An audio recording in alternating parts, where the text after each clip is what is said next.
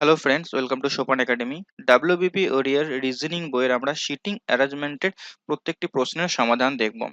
তো সমাধান শুরু করার আগে কিছু টিপস আমাদেরকে ফলো করতে হবে। এই টিপস যদি তুমি ফলো না করো তাহলে এই অঙ্কগুলো আমাদের কঠিন মনে হবে, আর আমরা ম্যাক্সিমাম জন পরীক্ষার সময় এই অঙ্কগুলোকে ছেড়ে দিয়ে চলে আসি।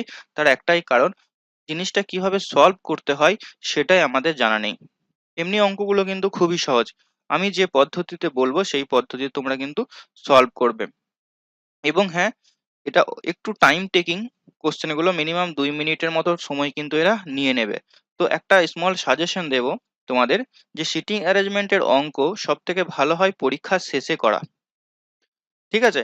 কারণ হচ্ছে এখানে তোমার 2 মিনিট কিন্তু টাইম লাগবে, এবং তারপরেও যদি একটু ভুল হয়ে যায় তাহলে আবার অ্যান্সার আসবে না। সো অবশ্যই তোমরা এটা কি করবে, শেষে করবে, যদি তোমার এই অঙ্কতে প্রবলেম থাকে তো। সো দেখো, প্রথম প্রশ্নটা কি বলেছে, 6 জন ব্যক্তি রয়েছে। তাহলে এখানে দেখো প্রথমেই বলেছে 6 জন ব্যক্তি, তার মানে এখানে যে কথাটা হচ্ছে 6 জন ব্যক্তির কথা হচ্ছে। কিভাবে বসে রয়েছে? গোল গোল হয়ে কেন্দ্রের দিকে মুখ করে বসে রয়েছে। তাহলে অঙ্কটা পড়তে পড়তে দুটো জিনিস আমাদের মাথায় রাখতে হবে: 6 জন ব্যক্তির কথা বলা হচ্ছে, এবং স্যার একটা গোলাকার টেবিল হতে পারে, সেখানে বসে রয়েছে। ঠিক আছে, কেন্দ্রের দিকে মুখ করে কিন্তু বসে রয়েছে। তাহলে এখানে বাম দিক আর ডান দিকের বিষয়টা কিন্তু চলে আসছে। ওকে, তারপর দেখো কি বলেছে, এ বি, এরপর কে কিভাবে বসে রয়েছে সেটা দিয়েছে। তো সিটিং অ্যারেঞ্জমেন্টের অঙ্কগুলো করার সময় সব সময় তোমরা দুটো ছবি আঁকবে, দুটো ছবি। এখানে টেবিলের কথা বলা হয়েছে বৃত্তাকার, তো তুমি কি করবে, দুটো বৃত্ত আঁকবে। কেন দুটো বৃত্ত আঁকতে হবে? কারণ অনেক এরকম সিচুয়েশন আসবে যেখানে তোমাকে ব্যালেন্স করার জন্য প্রবলেম ফেলে দেবে। ঠিক আছে, তো দুটো আঁকবে। এবং 6 জন ব্যক্তির কথা বলা হয়েছে, তো 6 জন ব্যক্তিকে তুমি এইভাবে দাগ দিয়ে মার্ক করে দেবে। 4টা হলো, 5টা, 6টা, এইভাবে। এটা কেন বলছি? কারণ হচ্ছে এখানে তোমার অনেক বেনিফিট রয়েছে। এরপর দেখো নেক্সট কি করবে, যেহেতু এরা কেন্দ্রের দিকে মুখ করে রয়েছে, বাম দিক আর ডান দিক এই জানাটা কিন্তু খুব প্রয়োজন। তো তুমি এটা কিভাবে বুঝবে বাম দিক কোনটা ডান দিক? যখনই কোনো ব্যক্তির কথা বলা হবে এখানে তুমি নিজেকে বসিয়ে নেবে। তুমি যদি নিজে এদিকে মুখ করে থাকো তাহলে কোনটা বাম দিক কোনটা ডান দিক তুমি ইজিলি বলতে পারবে, তাই না? তাহলে এই দিকটা হয়ে যাবে তোমার রাইট, এই দিকটা হয়ে যাবে লেফট। এভাবে তুমি এটাকে ডিসাইড করবে, 2-4 বার করবে, দেখবে খুব ইজিলি কিন্তু বুঝতে পারবে। এরপর দেখো, বলেছে এ বি এর দিকে মুখ করে আছে।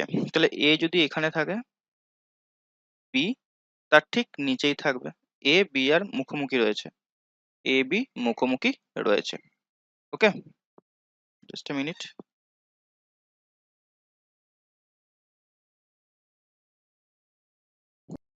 তাহলে এখানে থাকবে বি, তাহলে এখানেও তুমি একবার লিখে নেবে এ, এখানে লিখে নেবে বি। ঠিক আছে, দুটো নিয়ে চলবে।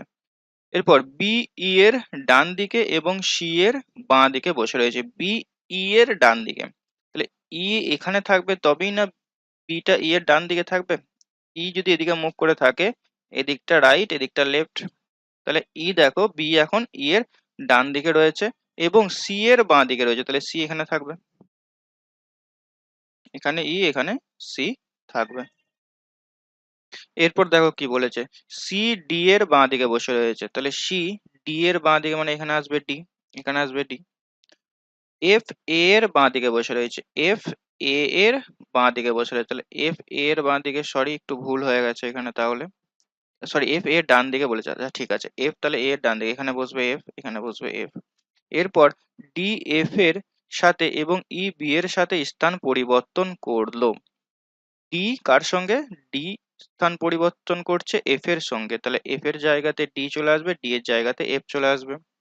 ই বি এর সাথে স্থান পরিবর্তন করছে, তাহলে ই এর এখানে বি চলে আসবে, বি এর এখানে ই চলে আসবে। এখন সি এর দুই পাশে কে কে আছে? সি এখানে, তাহলে সি এর দুই পাশে একজন আছে এফ স্থান পরিবর্তন করার পর, আর একজন আছে ই। তাহলে ই আর এফ হয়ে যাবে উত্তর, অর্থাৎ অপশন সি। ঠিক আছে, দেখো দুটো এখানে করা হলো, এখানে দুটোর কোনো কাজ হলো না, বাট অনেক ক্ষেত্রে কি হয়, আমাদের দুটো কিন্তু হেল্প লাগে। ঠিক আছে, তাহলে এটার অ্যান্সার যেটা হবে সি, ই ও এফ। এটা কেপি কনস্টেবল প্রিলিমস 2023-এ কিন্তু এসেছিল। নেক্সট দেখো, তোমরা এগুলো বারবার প্র্যাকটিস করবে, এই অঙ্কগুলি প্র্যাকটিস করো, দেখবে খুব ইজিলি কিন্তু করতে পারছো। P Q R S T মানে কজন হচ্ছে এখানে? 1 2 3 4 5 জন।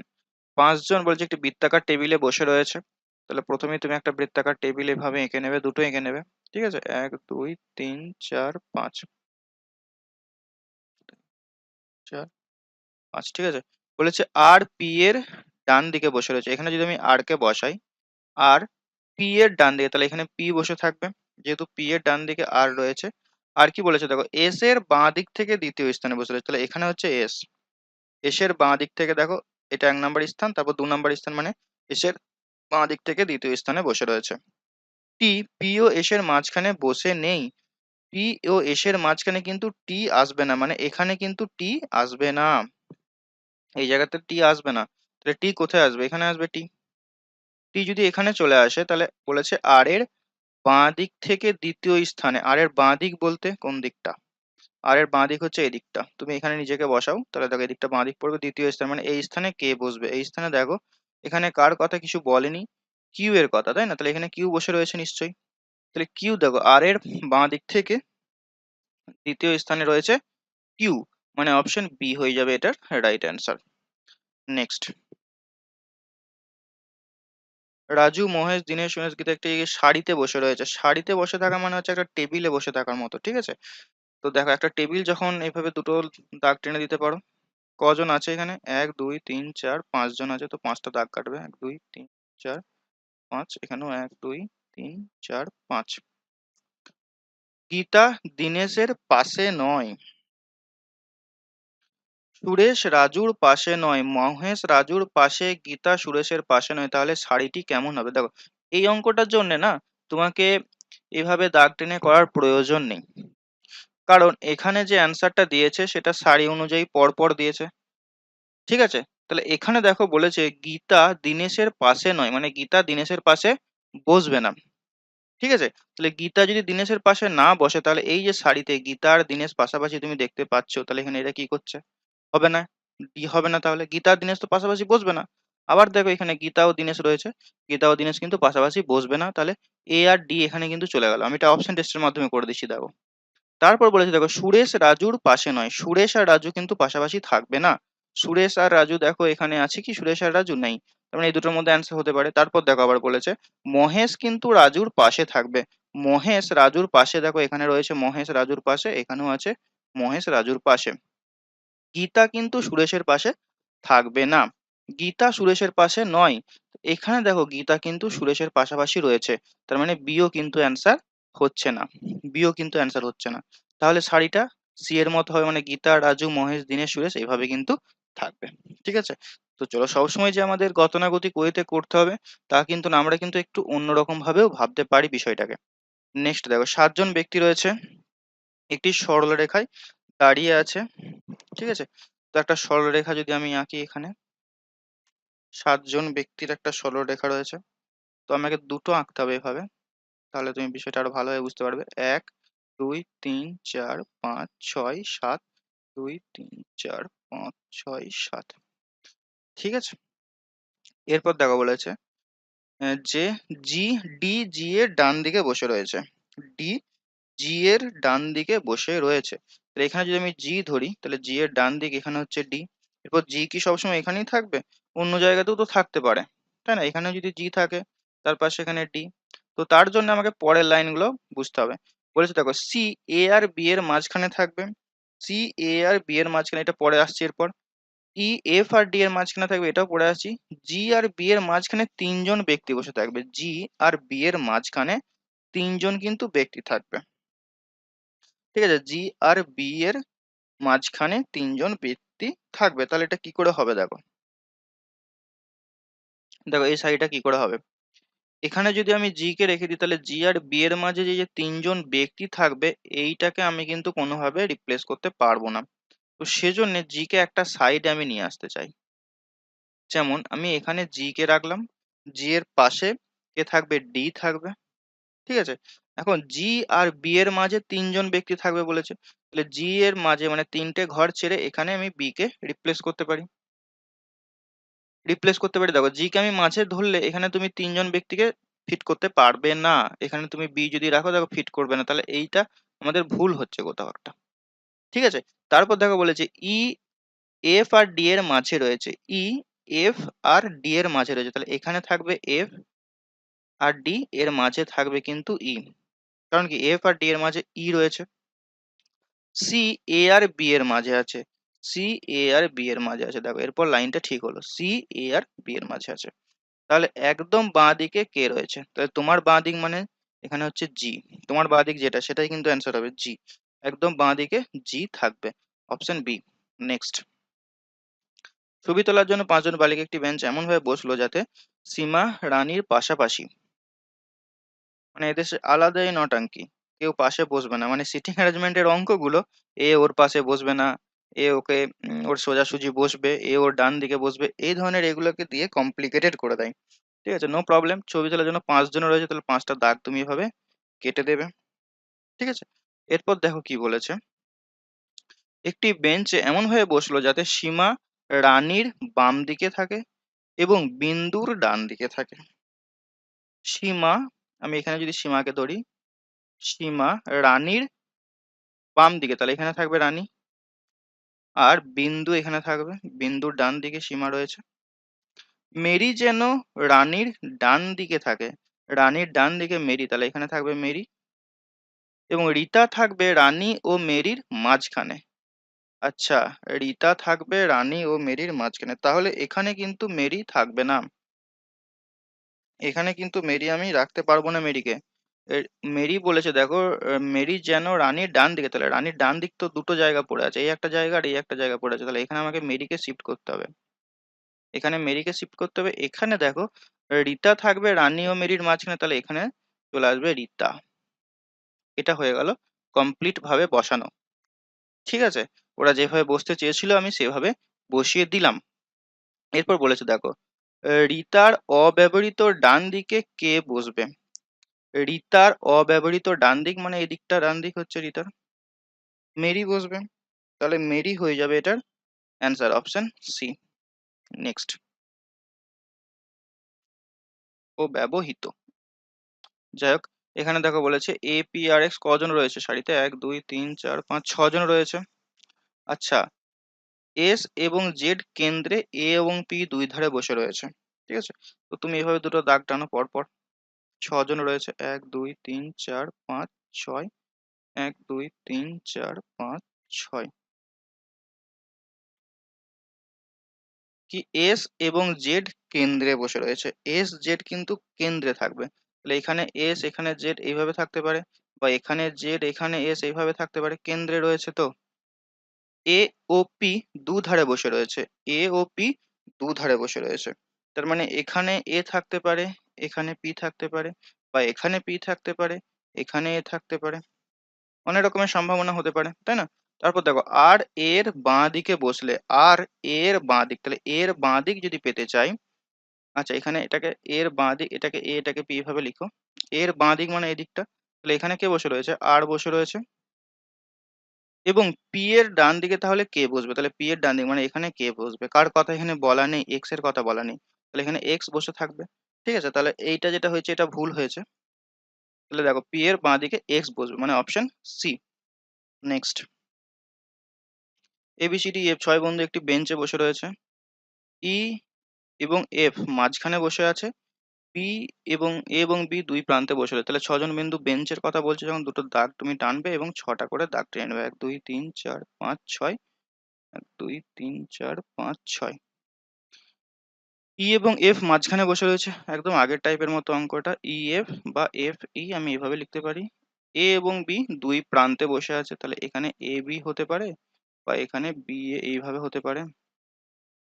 সি এর একদম বাঁ দিকে বসে রয়েছে, সি কিন্তু এর একদম বাঁ দিকে, তাহলে এইটা হবে, দেখো এখানে তো এর ডান দিক পড়ে থাকছে তাই না, তাহলে এটা ভুল হয়েছে আমাদের, কেটে দাও এটাকে। সি এর একদম বাঁ দিকে, এর বাঁ দিক কোনটা, এই দিকটা, আমি ধরে নিচ্ছি এইদিকে তারা সবাই মুখ করে বসে রয়েছে, উত্তর দিকে মানে সামনের দিকে মুখ করে বসে রয়েছে। ঠিক আছে, সি এর একদম বাঁ দিকে বসে, তাহলে বি এর একদম ডান দিকে মানে এখানে কে বসে থাকবে, দেখো সবই হয়ে গেছে, A B C D, D বসে থাকবে, ডি এর কোথাও কিছু বলা নেই, তার মানে এটার অ্যান্সার হয়ে যাবে ডি, সাতের দাগেরটা হবে option B answer, option B হবে, মানে অ্যান্সারটা ডি হচ্ছে, কিন্তু ডি ব্যক্তিটি কিন্তু বি এর পাশে বসে থাকবে। নেক্সট দেখো, 5টি মেয়ে M N O P Q সারিবদ্ধভাবে দাঁড়িয়ে আছে, সারিবদ্ধভাবে মানে একটা লাইনে দাঁড়িয়ে আছে, তাহলে 5টি মেয়ে, তাহলে একটা এভাবে তুমি দুটো দাগ টানো পর পর, 1 2 3 4 5, 3 4 5। পি কিউ এর ডান দিকে, এন কিউ এর বাঁ দিকে, কিন্তু এম এর ডান দিকে দাঁড়িয়েছে, ও এর বাঁ দিকে এবং এদিকে কি রয়েছে। এই অঙ্কটা একটু চেক করতে হবে, ঠিকঠাক ভাবে হয়তো আসবে না, দেখছি আমি। তারপরেও দেখো, পি কিউ এর ডান দিকে এবং এন কিউ এর বাম দিকে বসে রয়েছে, এটা খুব ভালো করে বুঝবে। এন কিউ এর বাঁ দিকে বসে রয়েছে, তার মানে যদি আমি এখানে কিউ কে রাখি, এখানে যদি আমি কিউ কে রাখি, তাহলে এন তার বাঁ দিকে থাকবে এবং পি তার ডান দিকে থাকবে। যদি আমি এখানে কিউ কে রাখি, তাহলে এন এখানে থাকবে, এখানে পি থাকবে। আর একটা লাইনও টেনে নিই আমি, যতগুলো কেস হতে পারে ততগুলোই আমার কিন্তু করতে হবে। এখানে যদি আমি কিউ কে রাখি, তাহলে পি এদিকে থাকবে, এদিকে এন থাকবে। এর পরেরটা দেখো, এম এর ডান দিকে কিন্তু এম এর ডান দিকে দাঁড়িয়ে আছে এন কিউ এর বাঁ দিকে, কিন্তু এম এর ডান দিকে, এন কিউ এর বাঁ দিকে কিন্তু এম এর ডান দিকে। তাহলে দেখো এখানে আমি এম এর যদি ডান দিকে থাকে এন, তাহলে এখানে আমি এম কে বসাতে পারি। এখানে তো কোনো এন এর ডান দিক নেই, এম এর বাঁ দিকে তো এম কে আমি বসাতে পারছি না, তাহলে এটা হবে না। বা এখানে আমি এম কে আনতে পারি। ও এর বাঁ দিকে পি রয়েছে, তাহলে ও এর বাঁ দিক মানে এখানটা থাকবে ও, ও এর বাঁ দিক পি বসে রয়েছে, তাহলে ডান দিকের সব থেকে প্রথমে কে রয়েছে, ডান দিকে সব থেকে প্রথমে কে রয়েছে। আচ্ছা, এটা ঠিকই আছে, হ্যাঁ, এটা কোথাও ভুল নেই। তাহলে বলেছে দেখো ডান দিকে সর্বপ্রথমে কে রয়েছে, তার মানে ডান দিক হচ্ছে এই দিকটা, তাহলে ও রয়েছে ও। তাহলে এটাও কিন্তু হবে না, এটার যে সিরিজটা যে লাইনটা সেটা হচ্ছে এটা, ও বসে রয়েছে মানে অপশন এ। নেক্সট দেখো, A P R X S Z সারিতে বসে রয়েছে, সারিতে বসে রয়েছে, এস এবং জেড কেন্দ্রে বসে রয়েছে। দেখো এই ধরনের অঙ্ক কিন্তু বারবার দিচ্ছে, তুমি ভালো করে দেখো। একই টাইপের অঙ্ক, এরকম তিনটে পেলাম, আগে দুটো পেয়েছি, আগে দুটো পেয়েছি সেম, তো প্রিভিয়াস ইয়ার কিন্তু এরা রিপিট করবেই করবে। এস জেড কেন্দ্রে বসে রয়েছে। আচ্ছা, কজন আছে এখানে, 1 2 3 4 5 6 জন আছে, তো আর একটা করে বাড়িয়ে নাও। মাঝে বসে রয়েছে এস জেড, তাহলে এখানে এস জেড এভাবে থাকতে পারে বা জেড এস এভাবে থাকতে পারে। এ এবং পি দুই প্রান্তে বসে রয়েছে, তাহলে এখানে এ এখানে পি থাকতে পারে, বা এখানে পি এখানে এ থাকতে পারে। আর এর বাঁ দিকে বসে রয়েছে, আর এর বাঁ দিক, তাহলে এর বাঁ দিক এখানে আসবে আর।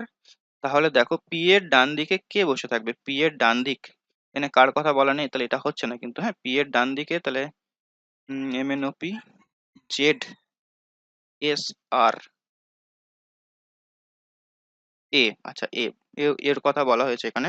তাহলে দেখো নয়টা পি এর ডান দিকে তাহলে কে থাকছে না, এক্স এর কথা বলা হয়নি, মানে এক্স এখানে এক্স বসবে, পি এর ডান দিকে এক্স বসবে। তাহলে কি জিনিস দেখলে, এই সেম টাইপের অঙ্ক তিনটে পরীক্ষাতে এসেছে। তার মানে তোমাদের সিটিং অ্যারেঞ্জমেন্ট থেকে যে ভয় সেটা প্রথমেই দূর করে দাও, কারণ তোমরা যেটা পাবে কমন অঙ্কই কিন্তু এখান থেকে পাবে, সিটিং অ্যারেঞ্জমেন্ট থেকে পেয়ে যাবে। ঠিক আছে, তো এটার অ্যান্সার হবে অপশন এ। নেক্সট, এটা এসেছিল WBPSI প্রিলিমস 2018-তে। ABCDEFGH মানে 8 জন একটা বৃত্তাকার বৃত্তের দিকে মুখ করে বসে রয়েছে। ঠিক আছে, এফ সি এর ডান দিক থেকে তৃতীয় স্থানে, এই যে ছকটা, এই ছকটা যদি তুমি ভালো করে করতে পারো, তাহলে তোমার 10 থেকে 14টা অঙ্ক কিন্তু কমপ্লিট হয়ে যাবে। তো প্রায় মোটামুটি 4-5টার অঙ্ক তুমি কিন্তু এখান থেকে করতে পারবে। তো এরকম অঙ্ক যদি চলে আসে, তাহলে তুমি কিন্তু একটু সময় দিয়েই এই সিটিং অ্যারেঞ্জমেন্টটাকে করবে, কারণ একবার করলেই কিন্তু 5টা অঙ্ক হয়ে যাবে। এতে তোমার যদি 5 মিনিটও লাগে তাহলেও ঠিক আছে, কোনো অসুবিধা নেই। তুমি কারণ একবার বৃত্ত টানলে বাকি প্রশ্নের উত্তর তো খুব সহজেই পেয়ে যাবে। তো 8টা দাগ কেটে নাও, 1 2 3 4 5 6 7 8। এরপরে দেখো, এফ সি এর ডান দিক থেকে তৃতীয় স্থানে আছে, এফ সি এর ডান দিক থেকে, তাহলে এখানে যদি সি বসাই আমি, বা এখানে যদি সি বসাই, এখানে সি বসাও, সি এর ডান দিক কোনটা, এই দিকটা ডান দিক সি এর, তাহলে সি এর ডান দিক থেকে তৃতীয় স্থানে 1 2 3, তৃতীয় স্থানে কে বসে আছে, এফ। এবং এইচ এর বাঁ দিক থেকে দ্বিতীয় স্থানে, এইচ এর বাঁ দিক, তাহলে এইচ এর বাঁ দিক মানে এইচ এখানে থাকবে, তাহলে এইচ এর বাঁ দিক তুমি এদিক থেকে পাবে, দ্বিতীয় স্থানে সি কে তুমি প্লেস করে দিলে, নাকি? Just a minute.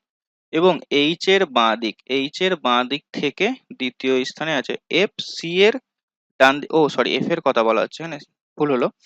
F C এর ডান দিক থেকে তৃতীয় স্থান এবং এইচ এর ডান দিক থেকে দ্বিতীয় স্থানে, তাহলে এখানে বসবে এইচ, এইচ এর বাঁ দিকে দ্বিতীয় স্থান মানে এই দিকটাতে। ওকে, তারপরে দেখো ডি, সি কিংবা এইচ এর পাশে কিন্তু নেই। ডি, সি কিংবা এইচ এর পাশে নেই, মানে এই স্থানগুলোতে ডি কিন্তু বসতে পারবে না, এই স্থানগুলোতে ডি বসতে পারবে না, এই স্থানগুলোতে ডি কিন্তু বসতে পারবে না। তাহলে ডি কোথায় বসবে? ডি তাহলে এখানে বসবে, এইটা ফাঁকা রয়েছে। সি আর এইচ এর পাশে যদি ডি না বসে, তাহলে সি এর দুই পাশে ডি কে বসানো যাচ্ছে না, এইচ এর দুই পাশে ডি কে বসানো যাচ্ছে না, তাহলে একটা জায়গায় ফাঁকা ছিল নিচেরটাতে, তো আমি ডি কে বসিয়ে দিলাম। ই এর ঠিক ডান পাশে বসে আছে, ই এর ঠিক ডান পাশে বসে রয়েছে। এখন এ কোথায় বসে রয়েছে সেটাই জানি না, তাহলে পরে আসছে এরপর। তারপরে দেখো এ জি এর ডান দিক থেকে দ্বিতীয় স্থানে বসে রয়েছে, এ জি এর ডান দিক থেকে দ্বিতীয় স্থানে বসে রয়েছে। তাহলে জি কে যদি আমি এখানে বসাই, তাহলে ডান দিক পাবো এদিকটা জি এর, তাহলে জি এর ডান দিকে এখানে আমি এ কে বসাতে পারবো। আবার এ জি এর ডান দিক থেকে দ্বিতীয় স্থানে, এটা হলো। আবার ই এর ডান পাশে বসে রয়েছে, তাহলে ই এর ডান পাশ কোন দিকটা? এ যখন এদিকে বসে থাকবে, এদিকটা তার ডান দিক, তাহলে হচ্ছে ই এখানে বসে থাকবে। এটা হয়ে গেল টোটাল। আচ্ছা, এই একটা জায়গা এখনো ফাঁকা রয়েছে, তাহলে ওখানে দেখো কাকে আমি বসাতে পারি, দেখি কার কথা এখানে বলা নেই। বি, বি কোথায় বসে থাকবে এটা কোথাও বলেনি, তাহলে এখানে বি বসে থাকবে। তাহলে একটা জিনিস ভালো করে দেখো তো, যেটা আমি করলাম সেটা মিলছে কিনা। এফ সি এর ডান দিকে বসে রয়েছে, এফ সি এর ডান দিক থেকে তৃতীয় স্থানে বসে রয়েছে, ফার্স্ট সেকেন্ড থার্ড থার্ড স্থানে বসে রয়েছে। এইচ এর বাঁ দিক থেকে দ্বিতীয় স্থানে, এইচ এর বাঁ দিক থেকে দ্বিতীয় স্থানে ডি সি, ডি সি বা এইচ এর পাশে বসে নেই, ঠিক আছে। ই এর ডান দিকে বসে রয়েছে এবং এ জি এর ডান দিকে বসে রয়েছে। ব্যাস, এটা যেহেতু তোমার কমপ্লিট হয়ে গেল, তাহলে বাকি যে অঙ্কগুলো রয়েছে তুমি খুব ইজিলি করতে পারবে, ঠিক আছে। তো আমি জাস্ট অ্যান্সার গুলো দাগিয়ে দিচ্ছি। 10এরটা দেখো, বলেছে সি এর ডান দিকে কে রয়েছে, তাহলে সি এর ডান দিকে এখানে বি থাকবে, সি এর ডান দিকে থাকবে বি। 11টা দেখো, বলেছে সি এর বাঁ দিক থেকে দ্বিতীয় কে, সি এর বাঁ দিক, ডান দিক বাঁ দিক কিন্তু খুব ভালো করে বুঝবে। সি এর বাঁ দিক হচ্ছে এদিকটা, তাহলে সি এর বাঁ দিক থেকে দ্বিতীয় স্থানে বসে রয়েছে দেখো এ, রাইট। তার মানে হয়ে যাবে 11টা সি। সিমিলারলি 12টাতে যেটা রয়েছে দেখবে, 12টাতে কি বলেছে, নিম্নলিখিত কোন অবস্থানটি এইচ ও বি এর সঙ্গে সম্পর্ক নির্ণয় করে। তাহলে এইচ ও বি এর সঙ্গে যে সম্পর্কটা নির্ণয় করবে, দেখবে বি এরটা অ্যান্সার হবে। আমি জাস্ট অ্যান্সার গুলো বলে দিচ্ছি, আই থিঙ্ক এরপর তোমরা খুব ইজিলি করতে পারবে। 13টা দেখে নেবে, 13টা বলেছে নিম্নলিখিত কোন জোড়াটি দ্বিতীয় জনকে ডান দিকে। তাহলে দেখো 13টার অ্যান্সার যেটা হবে বি অ্যান্সার হবে, বি এরটা মানে ডি আর বি। তারপরে দেখো এখানে ডি আর বি মানে বি এর এখানে যে ডি আর বি লেখা রয়েছে, ওকে। 14 নম্বরে দেখো জি ও ডি এর মাঝে কে বসে রয়েছে, 14 নম্বরটার অ্যান্সার হবে এফ। ওকে, তো টোটাল 14টা অঙ্ক আমরা করলাম। তো আশা করছি ক্লাসটা তোমাদের খুবই ভালো লেগেছে। ওকে, আর যারা রিজনিং বইটা কিনেছো খুব ভালো করে প্র্যাকটিস করো। যারা এখনো ম্যাথস এবং রিজনিং সোপান একাডেমির প্রিভিয়াস ইয়ার মানে ডাব্লিউবিপির প্রিভিয়াস ইয়ারের বই এখনো কেনোনি, তারা অবশ্যই কিন্তু নিচের যে নাম্বারটা যাচ্ছে এই নাম্বারে যোগাযোগ করবে। কারণ প্রিভিয়াস ইয়ারের উপর ভিত্তি করেই কিন্তু তোমাদের প্রশ্ন হতে চলেছে। সো অবশ্যই প্রিভিয়াস ইয়ার গুলো ফলো করো, আমি তোমাদের বারবার বলছি। কারণ এখান থেকে তোমরা কিন্তু 60 to 70% হুবহু কমন পাবেই পাবে। দেখা হচ্ছে নেক্সট ক্লাসে। Till next class, take care.